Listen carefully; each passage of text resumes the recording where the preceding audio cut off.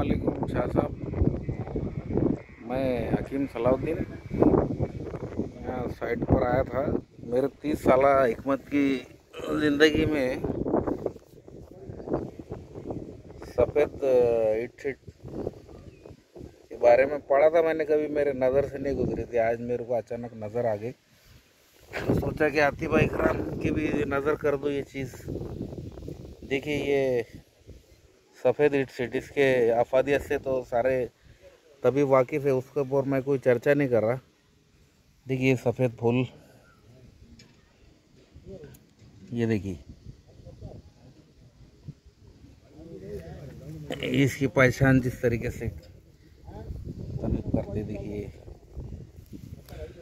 ये सब सफ़ेद फूल बारीक बारीक, ये देखिए ये नज़र आ रहे हैं।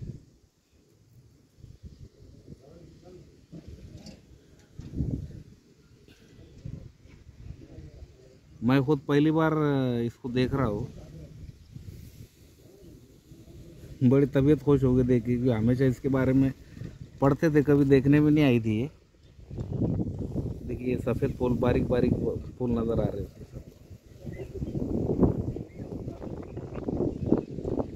मैं हकीम मोहम्मद सलाउद्दीन, इंडिया से, वैजापुर, महाराष्ट्र। अस्सलाम वालेकुम।